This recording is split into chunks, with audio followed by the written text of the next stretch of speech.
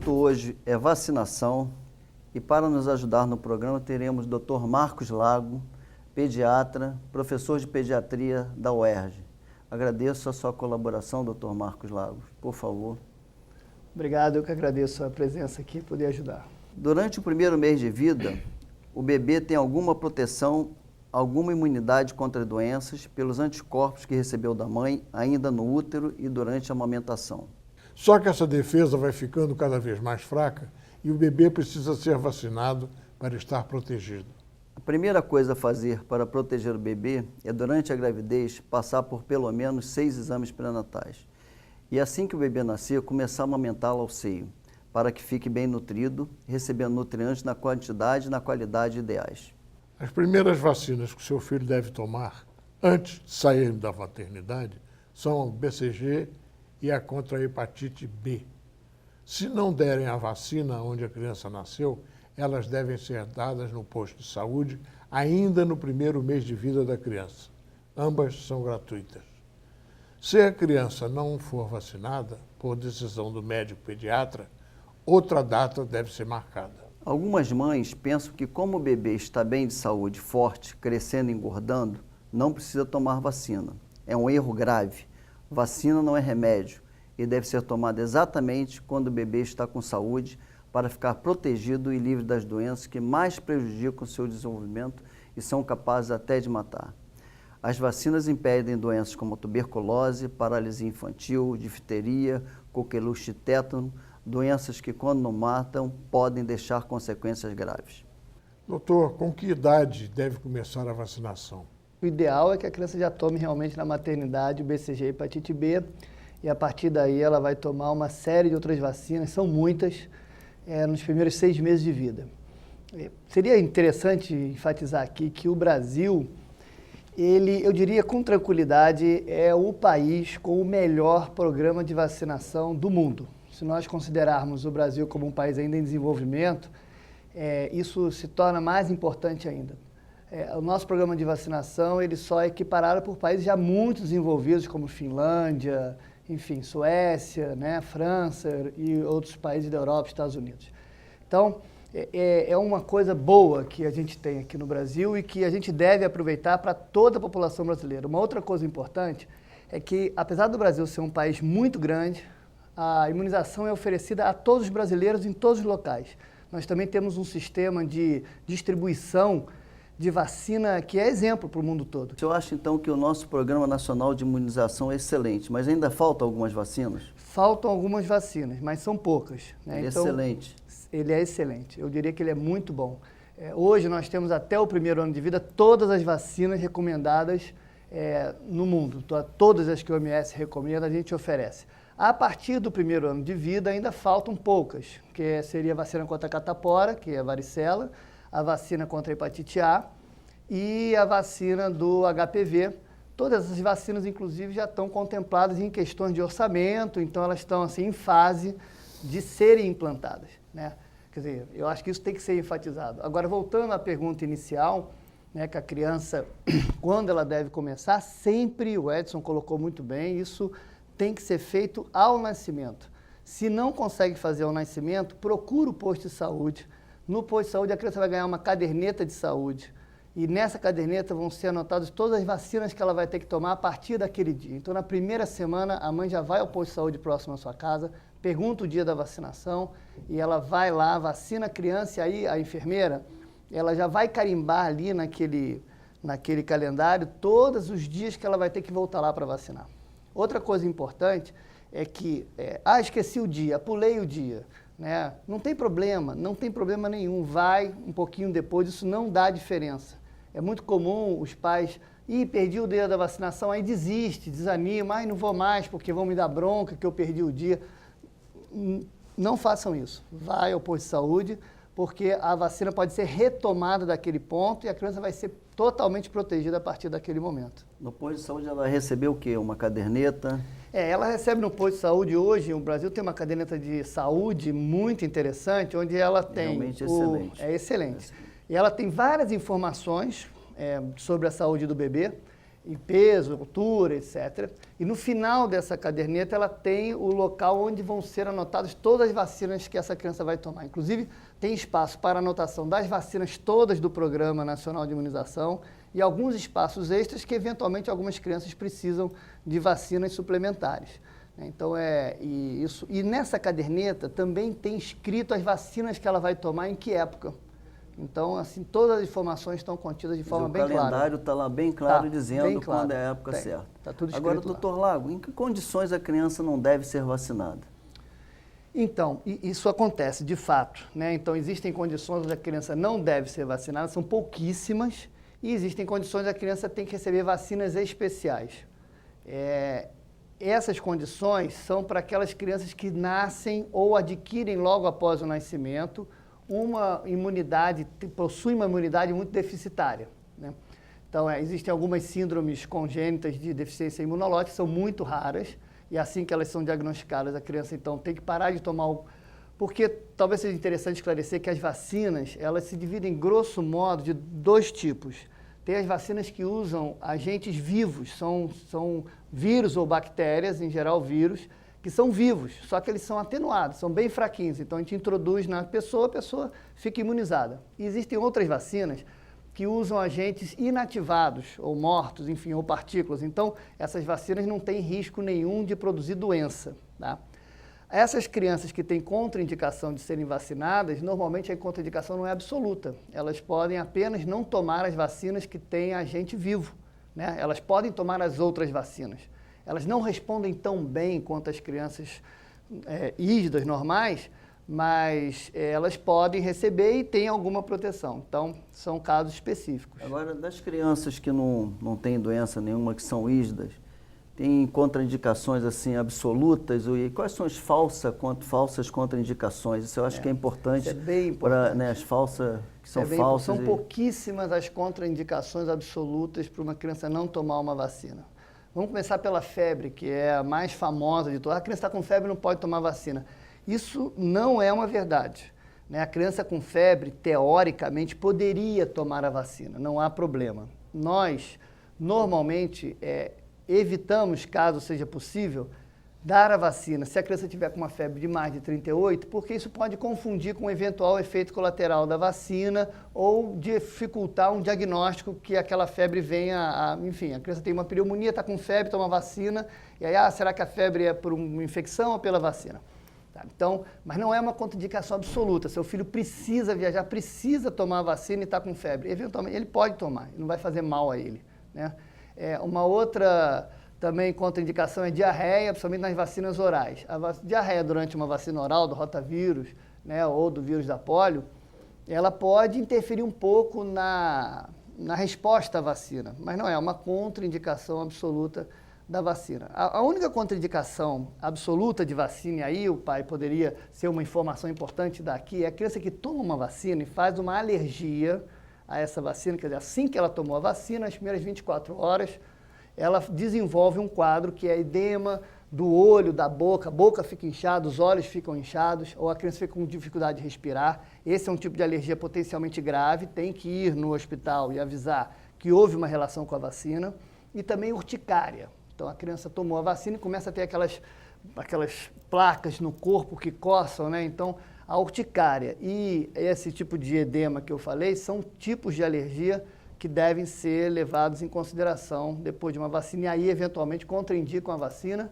E às vezes, até existem outras formulações que podem ser usadas, mas ali tem que tomar cuidado. Toda vacina provoca reação? Não, na verdade, a maioria das vacinas não provoca reação nenhuma, né? A vacina, ela vem com estigma já histórico de uma coisa que pode provocar um grande mal. Os primeiros movimentos de vacinação em massa foram seguidos de algumas revoltas. Tem a revolta da vacina aqui no Rio de Janeiro, famosa, na década de 20, e, enfim, e isso ficou. Mas as vacinas são muito bem estudadas para serem colocadas no mercado. Então, na maioria das vezes, não há reação nenhuma. Em um percentual, isso gira em torno de 5% a 2%, provocam alguma reação, né, que pode ser uma febre baixa, algumas vacinas que usam os vírus vivos, os vírus que não são, quer dizer, que não são mortos, como eu coloquei, podem simular a doença. A pessoa toma uma vacina para o sarampo e faz uma febre com pequenas pintas no corpo. Isso é muito raro, muito raro. Então, assim, os efeitos colaterais, os efeitos adversos são raros. Existe uma vacina específica, que é a vacina da coqueluche, que de todas elas é com certeza que mais provoca reação colateral, né? Mas hoje nós temos uma formulação que provoca muito menos efeito colateral, que ainda não está no posto de saúde, mas o Brasil já disponibiliza no posto de saúde uma formulação menos toxigênica, com menos efeito colateral do que era anteriormente. Então, na prática, a gente tem ouvido bem menos queixas e relatos de efeitos colaterais graves com a vacina da coqueluche. E lembrando, aproveitando essa deixa, né, a coqueluche, por ser com muito efeito colateral, muitas vezes alguns radicais, somente homeopatas, algumas pessoas assim, que têm uma forma de ver a medicina muito naturalista, evitam de dar essa vacina por conta disso. Mas é importante lembrar que a coqueluche mata. A coqueluche é uma doença extremamente grave no primeiro ano de vida e ela realmente tem um potencial de letalidade muito alto, muito alto. Vamos fazer uma breve pausa no programa e já continuamos.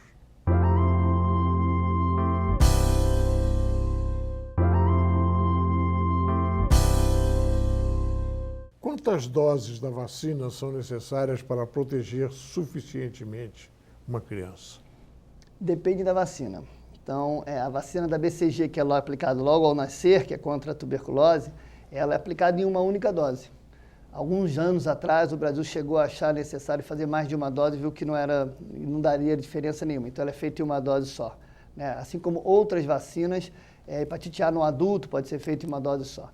Mas a grande maioria das vezes a vacina é dada em 2 ou 3 doses. O mais comum das vacinas é que elas sejam aplicadas em 2 ou 3 doses. A primeira dose seria um estímulo inicial do sistema imunológico.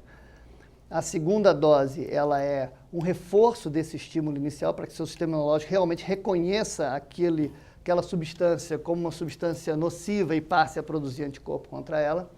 E normalmente a terceira dose é dada um tempo depois, tanto que é a primeira, segunda e a terceira 6 meses depois, ou primeira, segunda e terceira e a quarta 6 meses, 1 ano depois, a gente chama de reforço.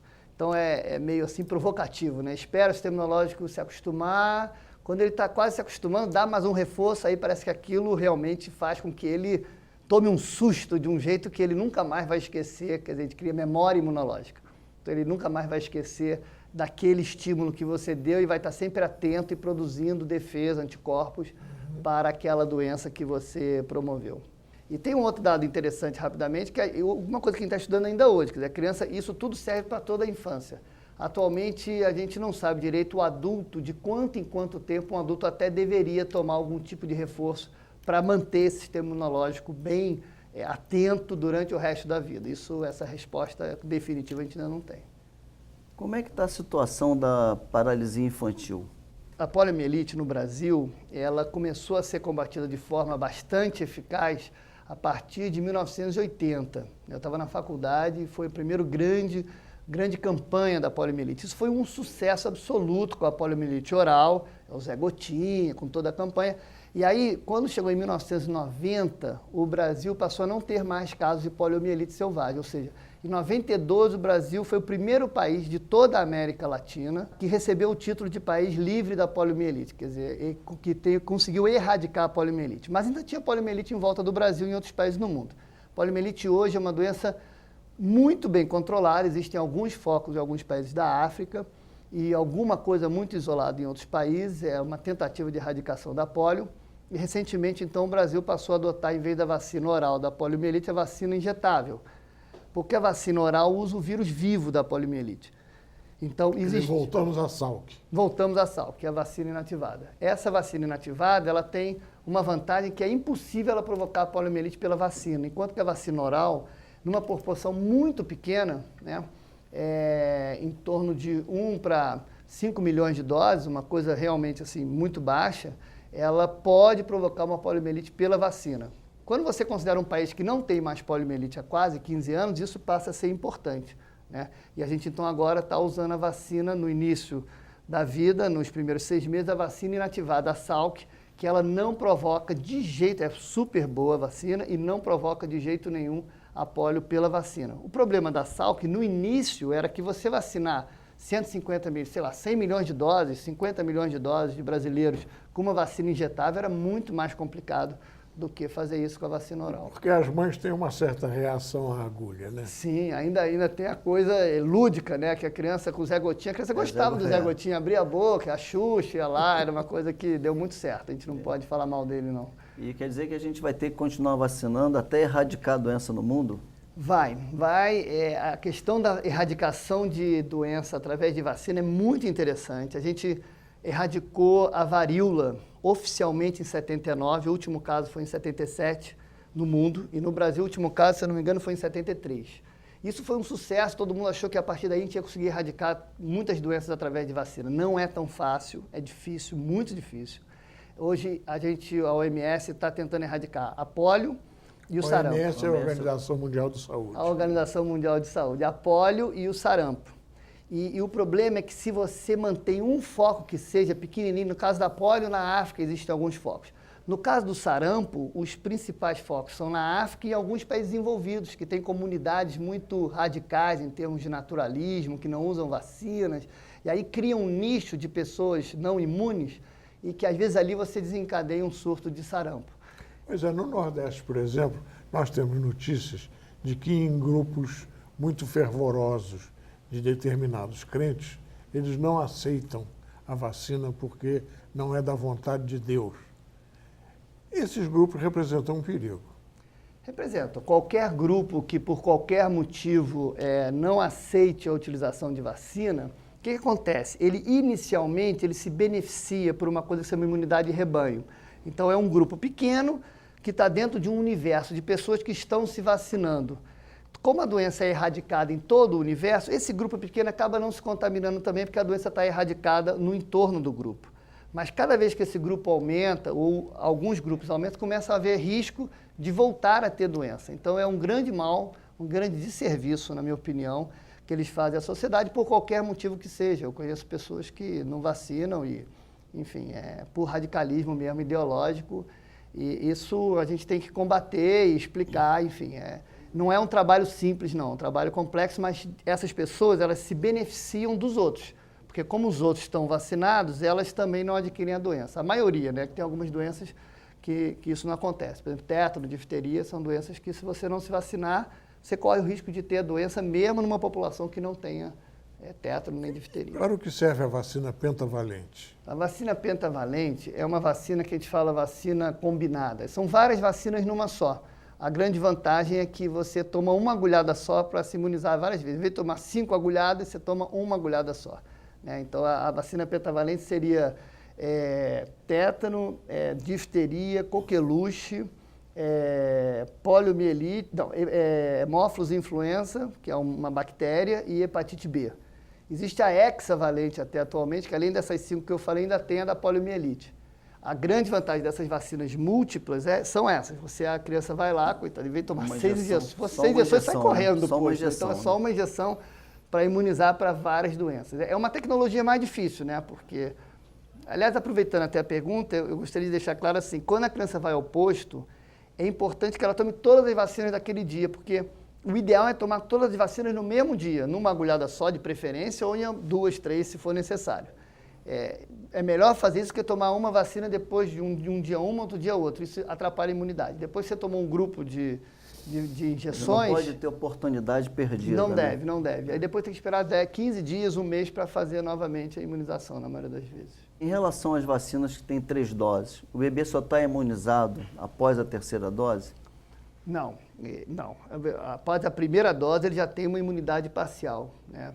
Depois da 3ª dose, tem uma imunidade completa. A gente poderia traduzir isso assim, você tem uma proteção aí em torno de 60% após a primeira dose, isso vai para 80% e no final chega a 97%, 98%. Eu queria que você reforçasse a questão do prazo, que eu acho isso muito importante, que a gente repita em relação ao que se passou o prazo para levar para vacinar. Eu queria que você repetisse isso. Mas isso é importante mesmo, porque isso acontece. A família hepatite B tomou vacina quando nasceu, né? Um mês depois tem que tomar uma segunda dose. Aí esquece a segunda dose um mês depois. Aí depois, tem que tomar tudo de novo. Não precisa. Na maioria das vezes não precisa ser, a não ser que espere 2, 3 anos, mas atrasou um mês, vai tomar a segunda dose depois de um mês, apesar de o espaço ter sido maior, e a quarta, terceira dose vai ser um tempo depois, como sempre seria. A criança não fica prejudicada. A mãe não tem que pensar assim, puxa vida, dei uma vacina, esqueci de levar, se eu levar de novo, vamos começar tudo de novo, meu filho vai ser furado muitas vezes.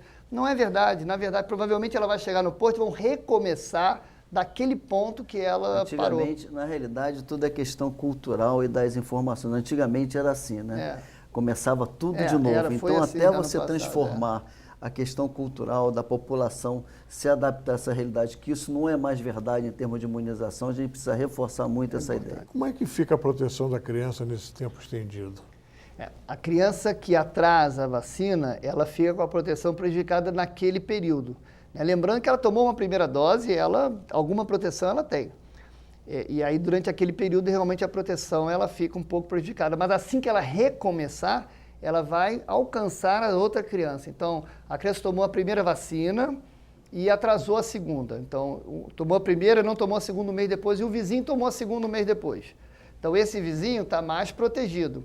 Do momento que esse aqui tomou a segunda dose, mesmo que tenha sido um mês depois do vizinho, naquele momento ele adquire a mesma imunidade que o outro tinha, igualando tudo. Quer dizer, a perda é só durante o período onde houve o atraso. Depois não, depois recupera tudo, a proteção vai e a criança fica bem protegida. Quantos meses que se faz a vacina contra sarampo, rubéola e cachumba e se há necessidade de algum reforço posterior? Essa vacina no Brasil é feita hoje com 1 ano. Então, a criança completou 1 ano. Isso até foi colocado. A criança, como ela tem a imunidade da mãe e do aleitamento, que ajuda e tal, então fica com alguma imunidade que ela trouxe da mãe, e essa imunidade da mãe, esses anticorpos da mãe, podem até atrapalhar a vacina antes de 1 ano, para esse tipo de vacina. Então, ela toma com 1 ano de idade, ela toma a primeira dose da vacina sarampo, rubéola e cachumba. Até 1 ano, ela normalmente está protegida por conta dos anticorpos que ela recebe da mãe ao nascimento. Então, ela recebe com 1 ano. E depois ela tem que fazer pelo menos um reforço dessa vacina, e esse reforço hoje no Brasil é recomendado entre 4 e 6 anos de idade. Então, ela faz a primeira dose com 1 ano, entre 4 e 6 anos ela repete essa vacina, fazendo uma segunda dose.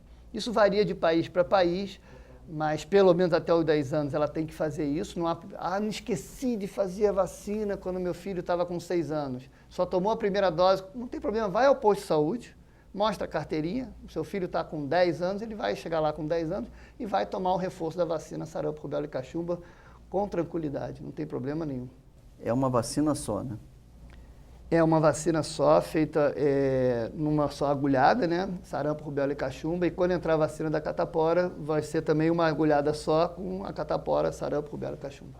Muito obrigado, doutor Marcos, pela sua participação. Estamos encerrando aqui mais um Escola de Paz, esperando encontrá-los em uma nova oportunidade.